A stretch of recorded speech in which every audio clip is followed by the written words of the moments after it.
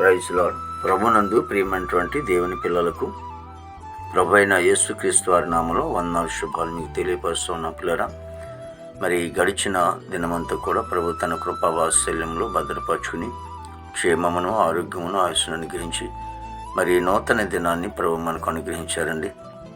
ఈ 2026 సంవత్సరము 3వ నెల 30వ దినాన్ని ప్రభు మనకు అనుగ్రహించి మరి ఈరోజు దేవుని వాక్యము, యెహోవా యందు భయభక్తులు కలిగి ఉండుట బహు ధైర్యము పుట్టించును. సామెతల గ్రంథము 14వ అధ్యాయము 26వ వచనమండి. వాక్యము నమ్మదగినది, పూర్ణాంగీకరమునకు యోగ్యమైనది.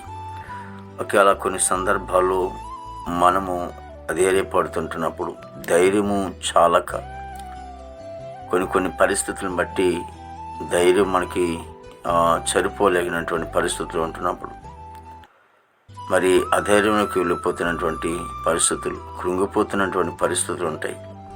కానీ అలాంటి పరిస్థితుల్లో దేవుని వాక్యం సెలవిస్తోంది, ఎవరైతే దేవుని యందు భయము భక్తి కలిగి ఉంటారో వారికంటండి ధైర్యంగా ఉంటాడంట. అంటే బహు ధైర్యము పుట్టించును అని రాయబడి ఉంది.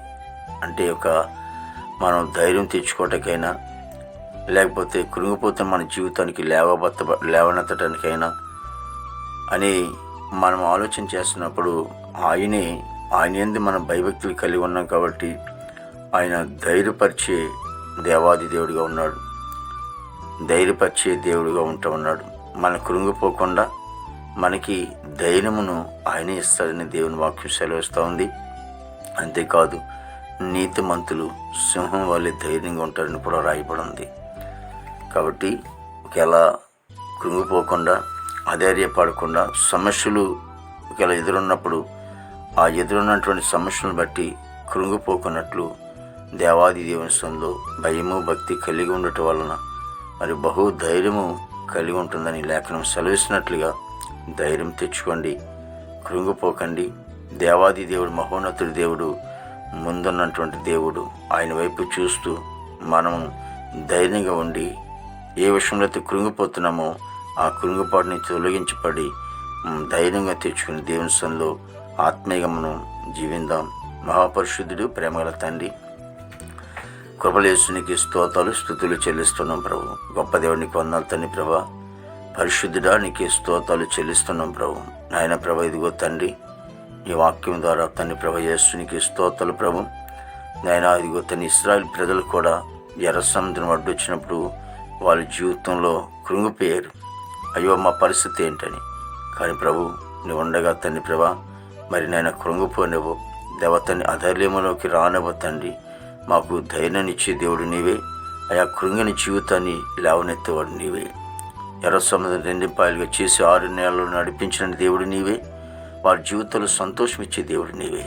అవునయ్యా తండ్రి, నీవే మాకు తోడుగా ఉంటున్నప్పుడు మా జీవితంలో ఎంతో ఆనందిస్తావు. ప్రతి కుటుంబాన్ని కూడా మీరు ఆశించి దీవించండి ఆయన. దేవా తండ్రి, బలపరచిన భవనికి స్తోత్రాలు తండ్రి.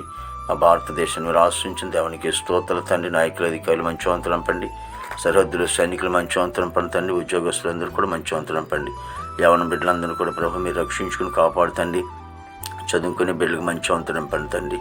ప్రవాహిగో తండ్రి, మా దేశ పాడుపడిన అంతా మీరు ఆశించి దీవించండి ఆయన.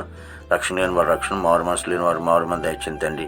ఇగో తండ్రి, వివాహం బిడ్డలకి వివాహం తెచ్చండి, గర్భఫలం గర్భిణీ సుఖం డెలివరీ తెచ్చండి తల్లి, బిడ్డ క్షేమం తెచ్చండి తండ్రి. ఈ దినమంతా కూడా విశేషమైన కృపతో నింపి నీ నామానికి మాత్రమే తీర్చుకోండి. యేసుక్రీస్తు నామమున తండ్రి. ఆమేన్, ఆమేన్, ఆమేన్.